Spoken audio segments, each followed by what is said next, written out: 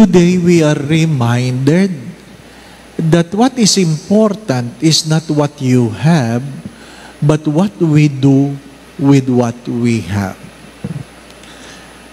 Hindi mahalaga yung kung anong meron ka. Ano ang ginawa mo sa ipinagkaloob sa'yo ng Diyos. Nakwento ko ito a few days ago. If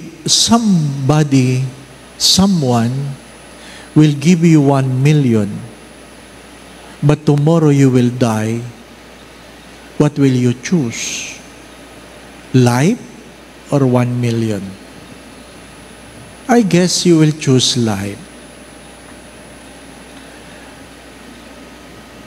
Another option, if somebody give you 1 million, will give you 1 million, but tomorrow you will be sick and you will be sick forever. What will you choose? 1 million or good health? Third, if somebody gave you 1 million, but the recompense was somebody you love will die, what will you choose? The 1 million or the life of somebody you love? Hindi naman mahirap yung tanong, no? Hindi mahirap yung tanong. I guess you will choose your life, you will choose good health, you will choose people you love. But it's good to understand, my dear friends, my brothers and sisters, that it is not that we do not lack, or it's not that we lack things we like or love. It is the lack of contentment of what we have that cause many of our miseries in life. Many of our miseries in life is when we try to look at the other person wanting what they have.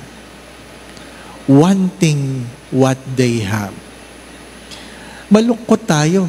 Pag tinitingnan natin yung ating sarili, tinitingnan natin yung ibang tao, ba't siya meron nun, ako wala? Di po ba, no?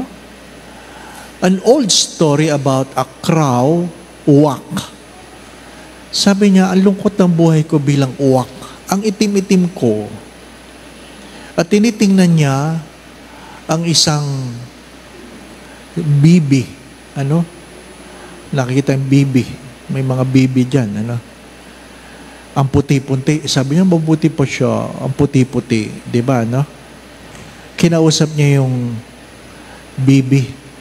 Sabi niya, alam mo, nainggit ako sa iyo.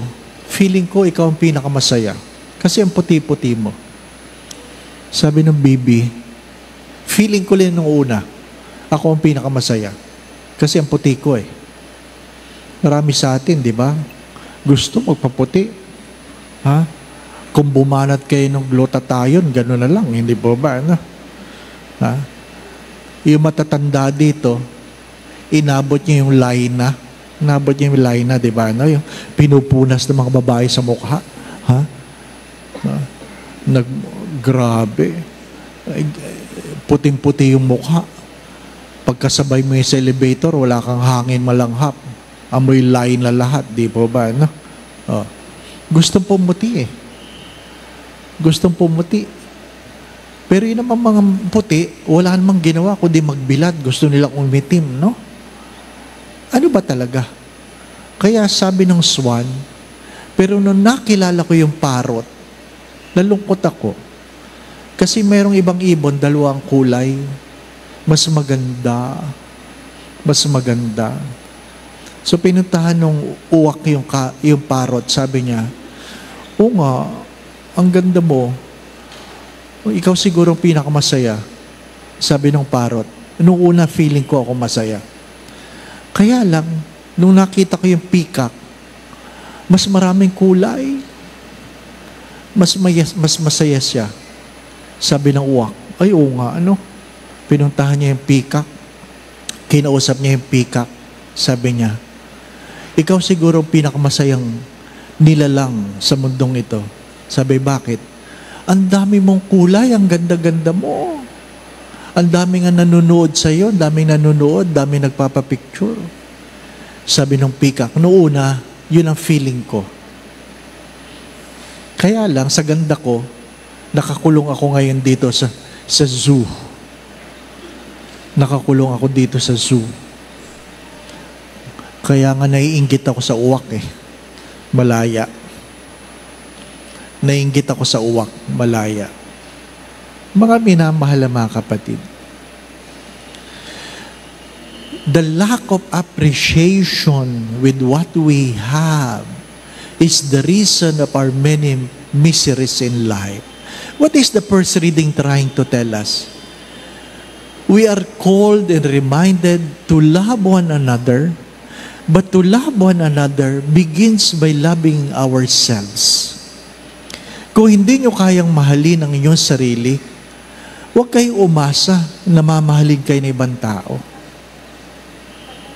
Inuulit ko, kung hindi nyo kayang mahalin ang inyong sarili, huwag kayong umasa na mamahalin kayo ng ibang tao. Hindi kayo minamahal, ginagamit lang kayo. Kaya nga, kahit mahirap ang buhay, bili tayo ng mga branded na gamit, diba? Nagtsatsaga tayo sa peking gamit kasi para lang masabi na ang bag ko, Louis Vuitton, diba? No? Mga minamahal mga kapatid, hindi bali ng mura ang bag basta may lamang pera. Kaysa ang mahal ng bag, walang laman. Di po ba? Ang hirap. Anong meron sa Ebanghelyo? Be contented. Prosper. Grow with what you have. Do not be afraid. Do not be afraid. Kukunti na nga lang yung regalo mo, natakot ka pa. Di po ba? Kaya natin mga Pilipino ito. Gano'n man kahirap ang buhay, kaya natin. Bakit? Meron ka bang nakitang Pinoy na nadulas o umiyak? Wala. May nakita na ba kayo? Pinoy na nadulas, umiyak? Wala. Lahat ng nadulas tumatayo, tumitingin sa paligid at sabi niya, kaya niyo yon? Diba? Mga minamahal na mga kapatid, hindi tayo susubukan ng higit sa ating kakanyahan. Ano sabi sa Ebanghelyo? Everybody were given according to their talents. According to their capacity. Kung hindi binibigay sa'yo ng Diyos ang malaking talent na yan, baka kulang. Baka hindi mo kaya. Baka hindi mo kaya. Doon sa dating parokya, pag naglalakad kami, yung mga nag-volunteer ng simbahan, may bahay doon. Sabi, Father, alam mo, ang may-ari niya nanalo sa loto. Kaya daw bigla napagawa yung bahay, nanalo sa loto. Maiksi lang ang assignment ko sa parokya. Napakaiksi. Hindi pa ako napapaalis o hindi pa ako nalilipat. Sabi ng mga volunteer, Father, mahirap na uli yan. Bakit? Hindi siguro alam ko anong gagawin sa pera. Ang akin tanong, pag binigyan ka ba ng pera, alam mo ba kung paano, anong gagawin? Huling kwento. Yung isang babae, nag-aalaga siya ng nanay na may sakit sa puso. At ang kabilin-bilinan ng doktor, huwag mong gugulatin ang nanay mo. Kung ayaw mong mamatay ang nanay mo, huwag mong gugulatin. Lo and behold, nanalo sa loto ang nanay.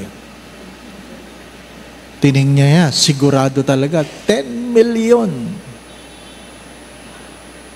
Nag-iisip siya ng paraan, paano niya sasabihin sa nanay niya, Ma, May pera na tayo. So, anong mga drama natin? May sasabihin ako sa iyo pero huwag kang magagalit. Di ba ganyan ang drama, no? Kaya hindi pa nasasabi, galit na. Kasi alam mo na eh. Ha? Ma, may sasabihin ako sa iyo pero huwag kang mabibigla. Huwag kang mabibigla. Ano yun? Pero mangako ka, di ka mabibigla. Ano nga yun? Promise. Sabi, ma, pag ikaw ay mayroong 10 million, may nagbigay sa'yo ng 10 million, anong gagawin mo? Walang kibot, sabi ng nanay, ibibigay ko lahat sa iyo. Namatay ang anak. Namatay ang anak. Siyang hindi niya kayang i-take. Di ba? What are the things you've been praying for? Listen. What are the things you've been praying for? If God will really grant your prayers, will you really be happy?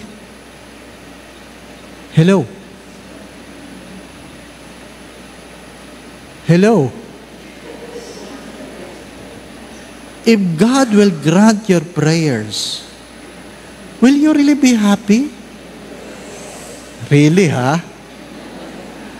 And many of your prayers, sana kunin ako ni Lord habang natutulog. Baka mamayang gabi na yon. Ingat ka. I'm serious. You have the gifts that you need to be happy. But your problem is, you have failed to appreciate. Amen. Going back to what I've said, nagalit ba ang Diyos dahil yung ibinigay na isa, talento, ibinaon lang niya at hindi kumita? Hindi yun ang kinagalit ng Diyos. Ang kinagalit ng Diyos ay sinabi niyang, nangunguha ka ng hindi iyo at umaani ka ng hindi mo tinanim. Wag na wag mong huhusgahan ng Diyos sapagkat alam ng Diyos ang lahat ng bagay. My dear friends, my brothers and sisters, we fail to be happy. We become miserable because we fail to appreciate what we have and we fail to nurture the gifts that God has given us. You are blessed. Stay blessed and keep the blessing. The Lord be with you. And with your spirit. And may Almighty God bless you and your family, the Father, the Son, and the Holy Spirit. Amen. Go now in peace to love and serve the Lord. Thanks be to God.